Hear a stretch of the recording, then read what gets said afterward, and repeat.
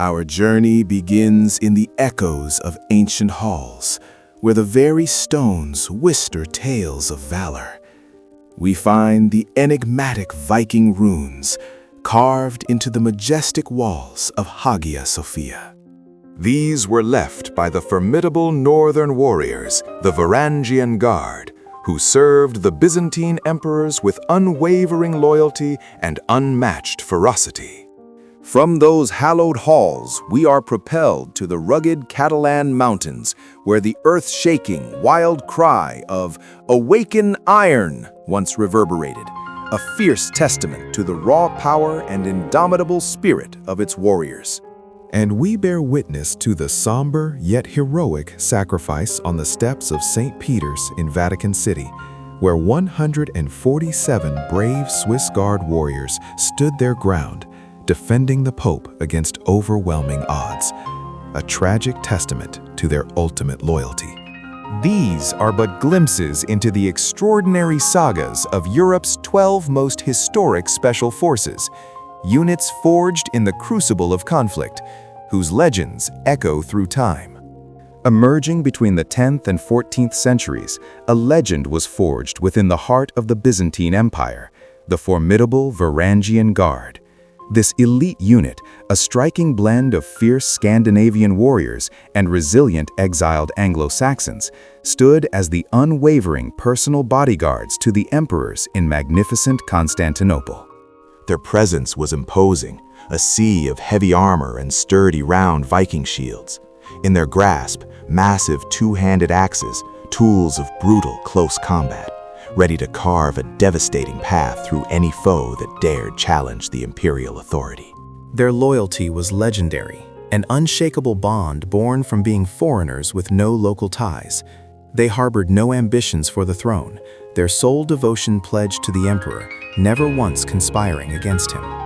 Among their ranks walked figures of legend, such as Harald Hardrada of Norway, who served as a Varangian, amassing considerable wealth and fame before ultimately returning to claim his own rightful throne. Their name alone struck fear into the hearts of enemies. On the battlefield, their imposing stature and unwavering resolve were unmatched. They were renowned for their willingness to fight to the very last man, laying down their lives without hesitation to protect the emperor. Yet their legacy wasn't just etched in blood and valor. It was quite literally carved in stone. Within the hallowed galleries of the Hagia Sophia in Constantinople, a Varangian warrior left an indelible mark, etching ancient runes that declared Halfdan was here, a 1,000-year-old testament, a Viking graffiti echoing through history. Emerging from the rugged terrains between the 13th and 14th centuries, the Almogavars were not merely soldiers, but elite mercenaries serving the formidable crown of Aragon. These were men forged by the harsh life of shepherds and mountain men, their spirits tempered by the relentless Reconquista campaigns. Their unconventional warfare tactics set them apart. Operating as specialist light infantry, they shunned heavy armor for unparalleled agility. Their arsenal was efficient and deadly: short spears, deadly throwing javelins, and razor-sharp machetes. Before charging into the fray, a terrifying ritual commenced. They would rhythmically strike their weapons against stones, showering sparks into the dust, while unleashing a chilling battle cry that echoed through the valleys. Despair to Pharaoh, awaken iron. This primal display was designed to shatter enemy morale and ignite their own ferocity. Such was their prowess and terrifying reputation that they became the most feared infantry of their era. In Asia Minor, a mere 6,500 Almogavars achieved an astonishing victory, massacring an army of 13,000 Turks. A year later, 7,000 of these fierce warriors routed an overwhelming force of 40,000 enemies at the epic Battle of Mount Taurus. Their ruthlessness was legendary. Prisoners were never taken. Captured enemies, even children over 10, were summarily eliminated. Clad in rough, practical clothing and animal skins, their appearance was as wild as their fighting style. They descended from the hills like a pack of hungry wolves, unarmored, their torsos stained with leather and soot, their eyes burning with an unquenchable fury. Emerging from the mist-shrouded Scottish hills like relentless wolves, their forms unarmored but hardened, torsos clad in rugged leather and darkened by soot, their eyes burned with an unyielding fury. These were the Gallowglass. Between the 13th and 16th centuries, these Norse Gaelic mercenaries, hailing from the rugged Scottish Highlands, became the formidable backbone for Irish chieftains. They were not mere soldiers, but elite heavy infantry and personal bodyguards, a bulwark against the relentless Norman and English invaders who sought to claim Ireland. Physically imposing, these warriors were tall and robust, chroniclers describing them as men of immense, powerful bodies, their demeanor cruel and utterly without compassion on the battlefield. They were known for their unflinching resolve, fighting fiercely on foot, preferring glorious death to the dishonor of retreat. Their signature weapon was the colossal two-handed axe, an instrument of devastating power, capable of cleaving through armored knights and their mounts with a single thunderous blow. Beneath their iron helmets, they wore sturdy chain mail layered over thick, padded gambesons, a testament to their readiness for brutal close-quarters combat. Yet, a Gallowglass was never truly alone.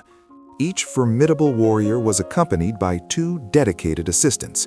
One, a skilled arm-bearer, carried additional weapons, ensuring a constant supply of sharpened steel. The other, a provisioner, bore essential supplies, guaranteeing their master remained battle-ready, always. Chroniclers of the era keenly observed that the very strength of battle lay with them, noting their absolute refusal to surrender, even when faced with overwhelming odds. Their value transcended mere military prowess. Such was their strategic importance that these warriors even served as coveted marriage dowries.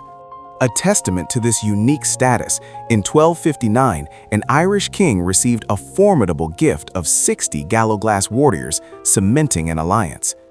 Centuries later, in 1569, another Irish leader gained an astonishing 1,200 Gallowglass as part of a dowry, underscoring their extraordinary strategic and political weight. For generations, these fierce Gallowglass were the decisive factor in countless Gaelic victories against numerically superior forces, their unmatched ferocity and skill dominating battlefields until the inevitable advent of widespread firearms gradually shifted the tide of war. Emerging from the tumultuous landscape between the 11th and 16th centuries, we find the Knights Hospitaller, a formidable military religious order whose origins were humble, founded in the sacred city of Jerusalem. What began as a solemn vow to care for the sick and infirm swiftly transformed into a hardened commitment to arms. These warrior monks, clad in their distinctive surcoats emblazoned with the White Cross, became the unwavering protectors of Christian pilgrims, staunchly defending them against the escalating threats of Muslim invaders across the Holy Land. After the fervent zeal of the Crusades waned, the Hospitallers, resilient and strategic, established new strongholds, first on the island of Rhodes, and then, most famously, on the strategically vital island of Malta. Here, they evolved into the very front line of Christian defense in the vast, contested expanse of the Mediterranean. Their unique specialization lay in the impenetrable defense of their grand fortresses, formidable bastions against any assault. But they were equally adept at launching daring naval corsair attacks, their galleys striking fear into the hearts of Ottoman ships traversing the azure waters. The ultimate test of their legendary resolve arrived in the fateful year of 1565, during the monumental Great Siege of Malta. A small, valiant contingent of approximately 500 knights, bolstered by 5,000 courageous Maltese militia, faced an overwhelming Ottoman armada, boasting over 30,000 battle-hardened men. For 4 grueling months, the Hospitallers defied insurmountable odds, their resistance a testament to human endurance and unwavering faith. They fought with every fiber of their being, repelling wave after relentless wave of brutal assaults. Their arsenal included heavy plate armor, wielded with long swords, lances, and the precise, deadly aim of crossbows, all supported by powerful artillery positioned within their meticulously crafted fortifications. Yet, the siege escalated into a brutal exchange of defiance and atrocity. When Ottoman forces finally breached a fort, executing its brave defenders and cruelly floating their crucified bodies into the bay, a cold fury gripped the heart of Grand Master John de Valais. In a chilling act of defiant retribution, he ordered the beheading of Ottoman prisoners. Their heads, instead of their bodies, were then catapulted back into the enemy camp, a stark, visceral message of unbreakable will. This audacious, fierce determination, a blend of military might and psychological warfare, ultimately broke the Ottoman spirit, forcing their eventual, humiliating retreat. The hard-won victory at Malta resonated through history as a pivotal turning point, effectively frustrating the Ottoman Empire's aggressive expansion deeper into the heart of Europe, safeguarding the continent for generations. Our focus now shifts to the Swiss Guard. Since 1506, this venerable corps has served as the dedicated defense force for the Pope and Vatican City. Conceived by Pope Julius II, it is proudly the world's oldest active military corps, maintaining an unbroken tradition of service for over 5 centuries. Recruited exclusively from Swiss Catholic men of specific height, each guard swears an unbreakable oath of absolute fidelity to the Pope.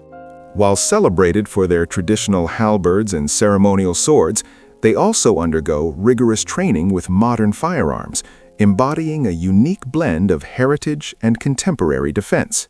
Their defining moment of both profound glory and heart-wrenching tragedy occurred during the infamous sack of Rome on May 6, 1527. Facing an overwhelming invading army of 20,000 ruthless mercenaries, a mere 189 Swiss guards made a desperate, suicidal stand. On the steps of St. Peter's Basilica, they fought with unimaginable courage against impossible odds.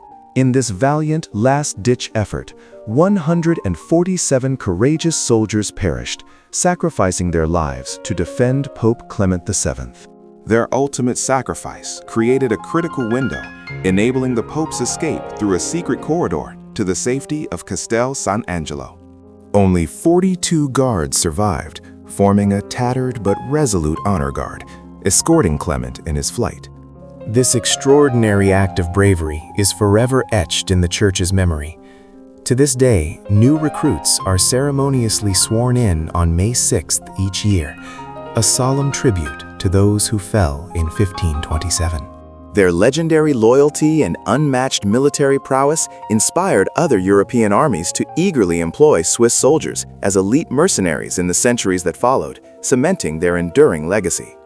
Between the turbulent 16th and 18th centuries, the Polish-Lithuanian Commonwealth unleashed a force that would become the stuff of legend, the Polish Winged Hussars.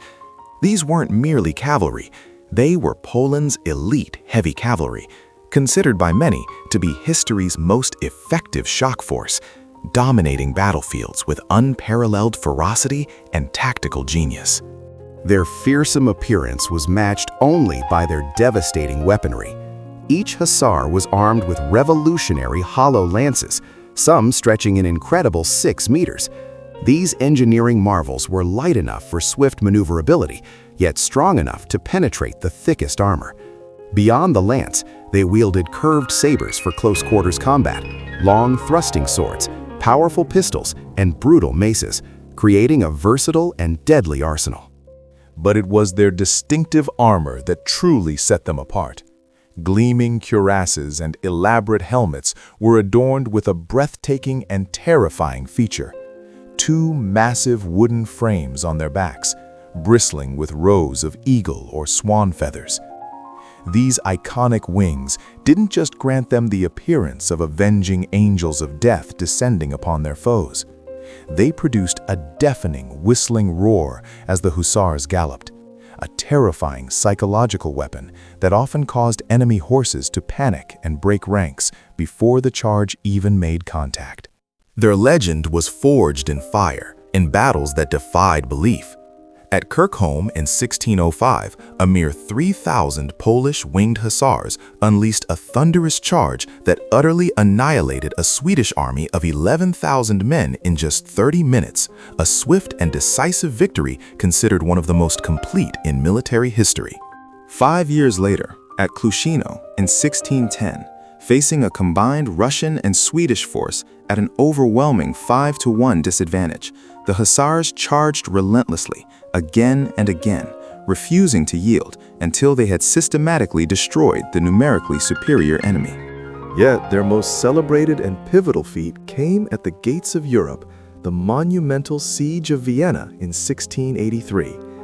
Here, under the inspired leadership of King Jan Sobieski, 3,000 Polish Winged Hussars spearheaded the grandest cavalry charge ever witnessed. As the vanguard of an 18,000-strong Allied horseman army, they thundered down the Kahlenberg Hills, a colossal wave of steel and feathers, shattering the entrenched Ottoman lines and heroically saving Vienna and indeed Western Europe from invasion. For nearly 2 centuries, the sight and sound of a winged hussar charge instilled unshakable dread. No enemy formation, no matter how disciplined or numerous, could withstand their irresistible momentum.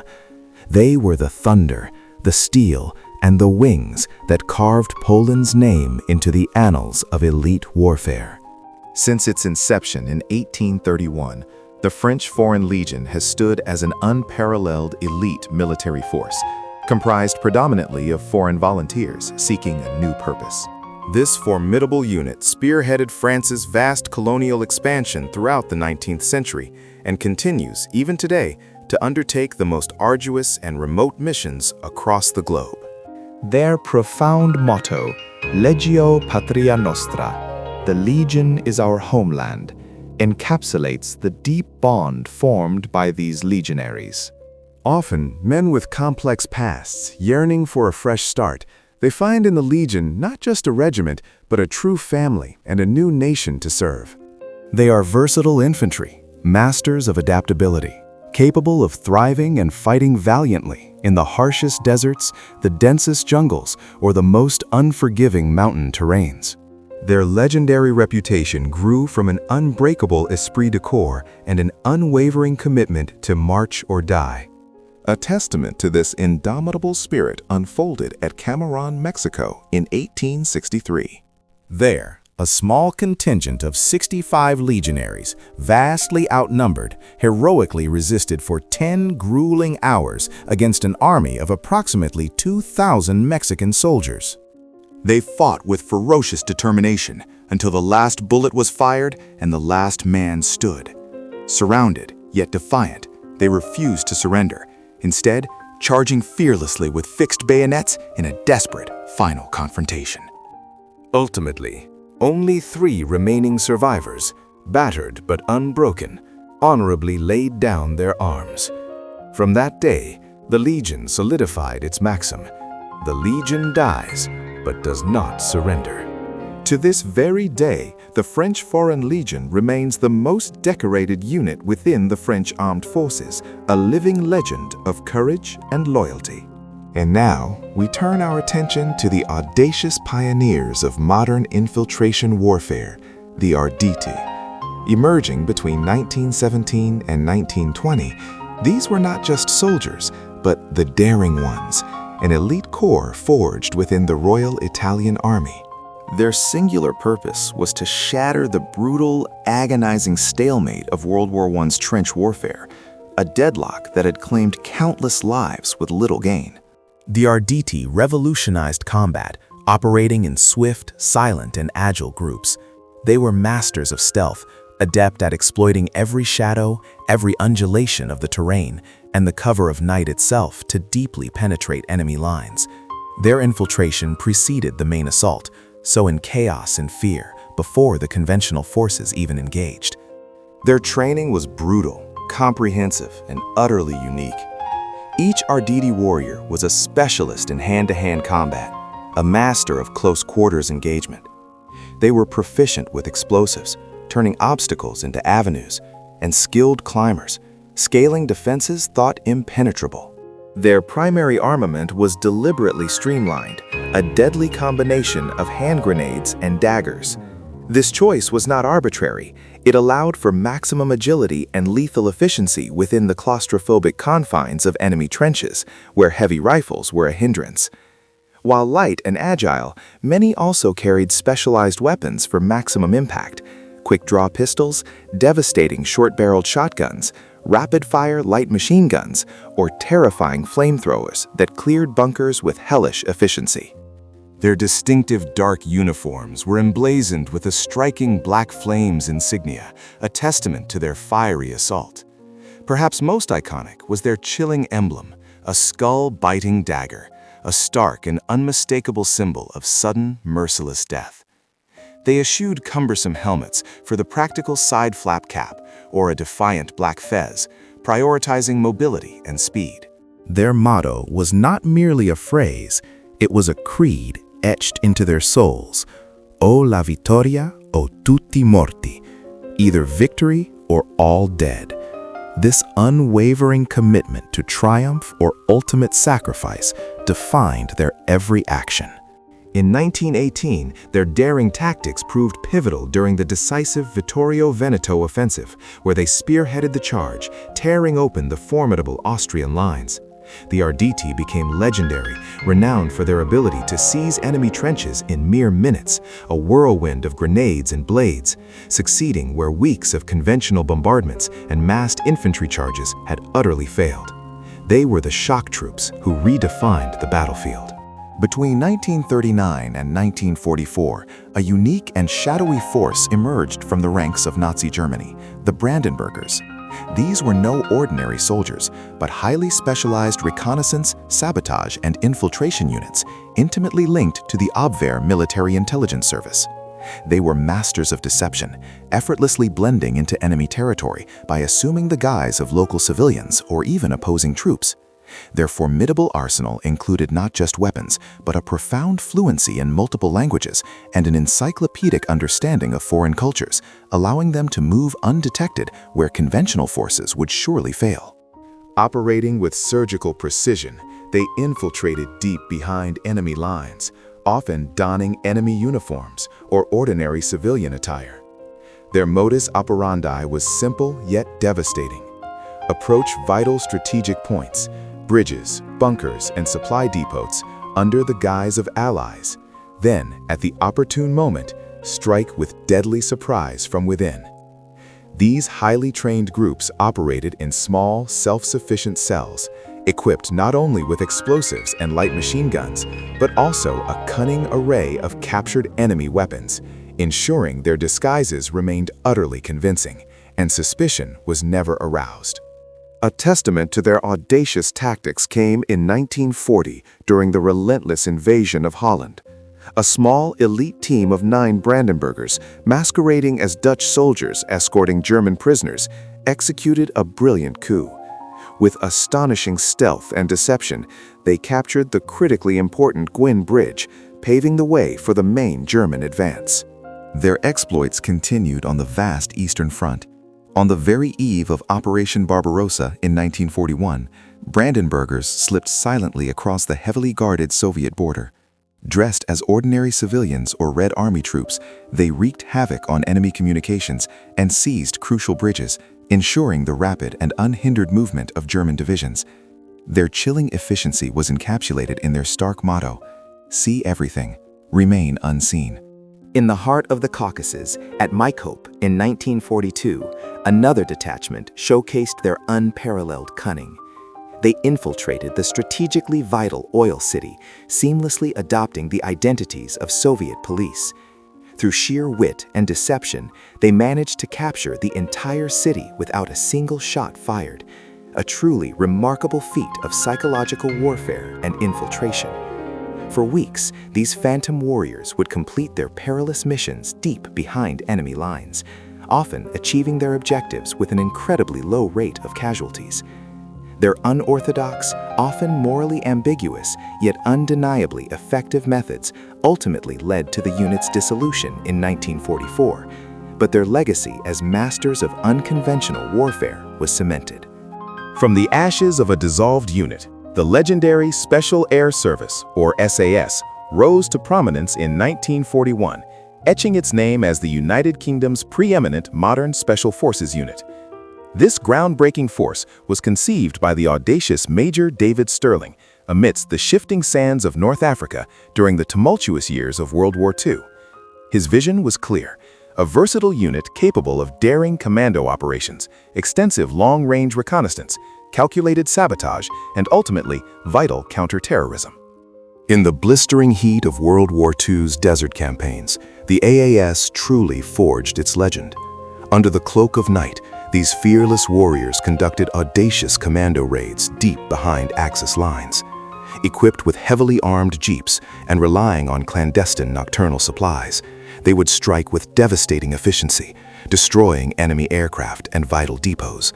They targeted isolated airfields, a phantom force appearing from the darkness to sabotage over 400 Nazi and Italian aircraft grounded on the desert floor, only to vanish back into the endless dunes before the first light of dawn.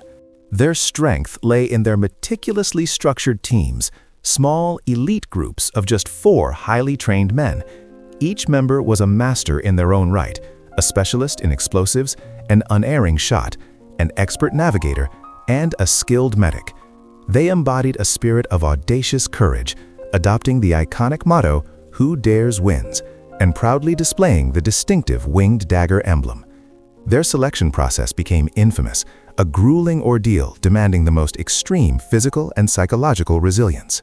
However, it was in 1980 that the SAS truly captured global attention. The world watched, gripped, as the dramatic Iranian embassy siege unfolded live on television in London. 6 terrorists held 26 innocent hostages captive. In a breathtaking 17 minutes, SAS operators executed a flawless surgical assault, storming the building with unparalleled precision. They neutralized 5 captors and miraculously rescued all remaining survivors, demonstrating a cool professionalism that captivated millions. Major David Stirling, often dismissed as an undisciplined playboy, ultimately proved a profound truth. A small, dedicated force of exceptionally trained individuals could inflict far more damage and achieve greater strategic impact than entire conventional battalions. Their legacy endures, a testament to unconventional warfare and unwavering resolve. Since the 1950s, the very name Spetsnaz has resonated with a unique blend of awe and fear, defining the Soviet and later Russian special forces. These elite units are not merely soldiers, they are instruments of precision, tasked with long-range reconnaissance operations deep behind enemy lines, strategic sabotage that cripples an opponent's will, and swift, decisive counterterrorism actions. Their legend begins with their brutal, uncompromising training. Known for the extreme toughness of their physical conditioning, Spetsnaz recruits are forged through grueling, exhausting marches that push the human body to its limits. They master various martial arts, turning their bodies into weapons, and undergo intense exercises involving live ammunition, where the line between training and combat blurs. Beyond combat, they are masters of survival, learning to handle all types of weapons, from sophisticated firearms to improvised tools, and to thrive with scarce means in the harshest environments. There are chilling reports of their advanced training, where operatives are dropped into desolate, frozen forests with nothing but a simple knife and flint, challenged to survive and complete their mission. A seminal episode that cemented their fearsome reputation was Operation Storm 333 in Kabul, 1979. On a cold December 27th, a force of approximately 700 Spetsnaz operatives launched a daring assault on the Taj Beg Palace, the heavily fortified residence of the Afghan president. This formidable stronghold was defended by nearly 2,000 heavily armed guards, a seemingly insurmountable numerical advantage. In a breathtakingly swift and brutal operation, lasting just 43 minutes, these Soviet commandos executed their plan with surgical precision. Under a torrent of heavy fire, they courageously crossed the open ground, stormed the palace, and systematically eliminated practically the entire palace guard. Despite facing overwhelming odds, the Spetsnaz achieved their objective with astonishing efficiency, suffering only 20 casualties of their own. Spetsnaz folklore is replete with tales of almost superhuman feats, a testament to their relentless training and unbreakable spirit. Stories circulate of them breaking bricks with bare hands, swimming kilometers through frigid ice water, or even achieving pinpoint accuracy with their firearms after disorienting spins on a trampoline. They meticulously cultivate the terrifying image of lethal, unpredictable super soldiers capable of defying conventional limits. Their unwavering dedication extends to ultimate sacrifice, as seen at Beslan in 2004, where several officers selflessly covered explosives with their own bodies to shield innocent children. More recently, during the Crimea annexation of 2014, they emerged as enigmatic little green men, troops without insignia who seamlessly took strategic points without firing a single shot, showcasing their mastery of disguise and infiltration tactics. Their unofficial motto encapsulates their ethos: "Nothing stops us. We do the impossible. Miracles take a little longer." This relentless pursuit of the unattainable defines the Spetsnaz. As the focus on specialized units grew, other nations developed their own formidable forces, like the Portuguese commandos, who since 1962 have served as the special forces of the Portuguese army, forged in the crucible of colonial conflict. Since 1962, the Portuguese commandos emerged as the elite special forces of the Portuguese army, forged in the crucible of the demanding colonial war in Africa. Their very existence was engineered for a singular purpose: to relentlessly pursue counter-guerrilla operations. Operating deep within the impenetrable jungles and vast savannas of Angola, Mozambique, and Guinea, these formidable units specialized in arduous, long-range patrols, pushing the boundaries of human endurance. They moved as phantom-like, small autonomous groups, masters of tracking insurgents, meticulously planning devastating ambushes on enemy camps, and executing high-mobility shock actions that left their adversaries disoriented and routed. The commando course itself became the stuff of legend, a brutal crucible renowned for its unparalleled toughness, demanding grueling 90-kilometer forced marches, isolated survival tests, and the mental fortitude to resist simulated torture. Their unwavering maxim echoed through every challenge: the commando's main weapon is his own will. Armed with their trusty G3 rifles, formidable machetes, and an arsenal of grenades, these warriors were known for their aggressive combat doctrine, expending vast amounts of ammunition in close-quarters engagements to ensure overwhelming fire superiority and crush enemy resistance. In the heat of battle, they would paint their faces with striking black and red patterns, emerging from the dense jungle foliage like terrifying specters. A controversial ritual also distinguished them: the symbolic drinking of the blood of the first enemy killed, a stark and defiant act of cohesion and a visceral challenge to fear itself. Guerrilla fighters, once fearless, fled in sheer terror before the relentless countercharge of these dreaded Red Berets. They would burst from the forest, and within mere minutes, the contested clearing would fall into an eerie silence, the battle decisively won, and crucially, none of their own missing from roll call. As the echoes of Europe's elite fade, we invite you, our dedicated viewers, to join us again.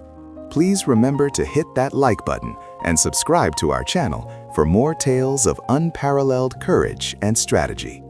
Now prepare yourselves, for the battlefield shifts eastward.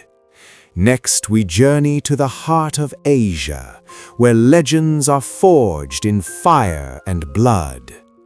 From the fabled 10,000 immortals of ancient Persia, a legion said to have never diminished, to the gruesome tale of Cyrus the Great, whose severed head, it is believed, was drowned in blood by a vengeful queen. And then we delve into the chilling tactics of a ruthless Chinese general, infamous for burying 400,000 prisoners alive. These are but glimpses into the extraordinary sagas of the 12 legendary warriors and formidable military units that shaped the destiny of Asia.